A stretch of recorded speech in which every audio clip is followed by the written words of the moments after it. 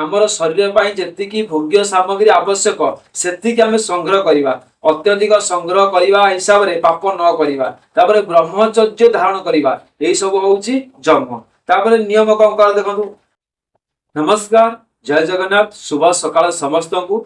एबे मु आपन सामने गीता ज्ञान आरंभ करी। आज आम गीता पढ़ा। आज गीता ज्ञान रे आम पाखे अच्छी 28 नंबर श्लोक रे जो व्याख्या थिला आमर प्रत्येक मनीष जीवन रे केमिति आमे 8टा नियम पालन करवा। से 8टा नियम कौन कौन एवं मु आपन कहिबी। आउ से 8टा नियम को आमे केमिति पालन करवा से विषय मध्ये कहिबी। एही 8टा नियम को आमे प्रत्येक लोक पालन कले आम जीवन रे निश्चित भाव सुधार आसीबो। आमे भगवान प्राप्ति मध्ये होई परिबा। एवं मु आरंभ करिबी गीता ज्ञान।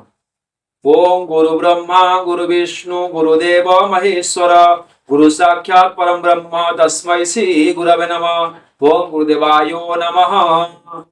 एबे देखंतु मु से कथा कहूची आपन को जेतबेले हमर अष्टांग नियम अछि से अष्टांग नियम को प्रत्येक लोक को कोन बुझिबा दरकार। कोन से अष्टांग नियम अछि? जम, नियम, आसन, प्राणायाम, प्रत्याहार, धारणा, ध्यान और समाधि। यही 8टा को आमे भलो भाव रे बुझिबा। आसंतु प्रथमे कोन होछि जम। जम आमे काहाकू कहबा देखंतु ना कोनोसी प्राणी को कोनोसी प्रकार सामान्य मात्र कष्ट न देबा। कोनोसी प्राणी को कोनोसी प्रकार सामान्य मात्र कष्ट न देबा। अहिंसा बा मंगल कामना रखी कपट रहित होई प्रिय शब्द रे यथार्थ वाक्य प्रयोग करिबा।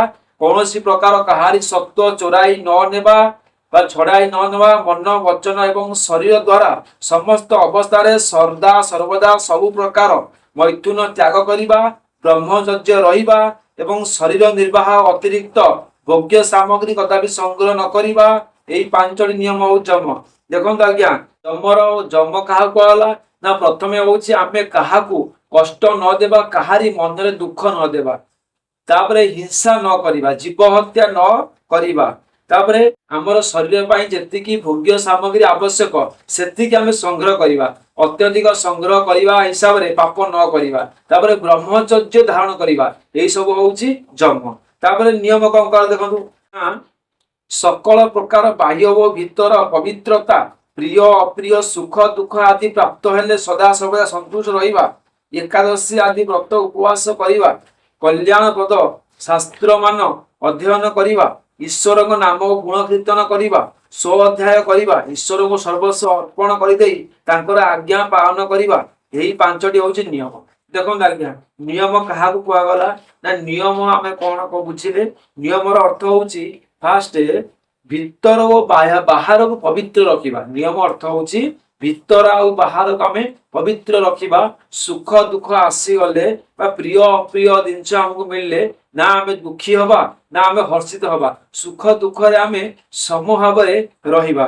तापर देखंतु एकादशी व्रत करिबा। आमे समस्त एकादशी व्रत करिया निहाती आवश्यक। भगवान को नाम जप करिबा। भगवान को गुण कीर्तन करिबा। आउ निज को भगवान को पाखरे समर्पित दबा। ये होउची नियम। तापर आसिला हमर आसन। आसन आमे कहा कहबा ना सुख पूर्वक स्थिर भाव रे बसिबा नाम होउची आसन। आसन सिद्धि होई जिवा परे श्वास और प्रश्वास गतिरोध करिबार नाम होउची प्राणायाम।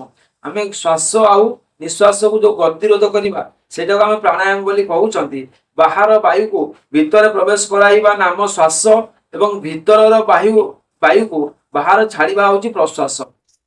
एटा होउची श्वास जेटा हम भीतर को वायु नउचंती। श्वास जेटा हम छाडुचंती सेटा होउची हमर प्रश्वास।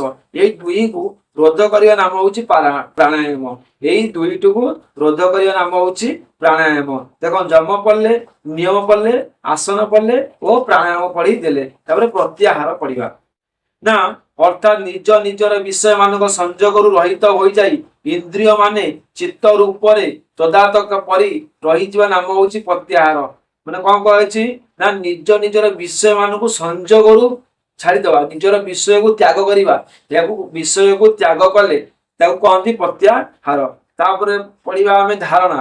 देखंतु अर्थात चित्त को कोनोसी एक देश विशेष रे स्थिर करिया नाम धारणा। चित्त को कोनोसी एक देश विशेष रे माने चित्त को हमर मन को गोटिए जगह रे लगेबा। गोटे लय आम मन को लगे धारणा अर्थात सूक्ष्म स्थूल बा बाह्य आभ्यंतर कौन एक ध्येय स्थान में चित्त को बांधिदेवा स्थिर करदेवा लगेदेवा को धारणा कहुए आम मन को गोटे जगह निवेश करवा चित्त लगेगा धारणा कह गला देखो ध्यान ध्यान क्या कहला अर्थात से पूर्वोक्त ध्येय वस्तु रे चित्त वृत्तिर एकतानतार नाम ध्यान अर्थात चित्त वृत्ति को गंगार प्रभाव परी बा तैल धारा परी अविच्छिन्न रूप से ध्याय वस्तु रे लगाई रखा को ध्यान कह जाए आम जोटी मन निवेश करवा जोटी चित्त को स्थिर करवा सेटा को सेमती स्थिर ही रखा कंटिन्यू प्रोसेस रे मनटा को स्थिर रखा को ध्यान कह गला देखो तापरे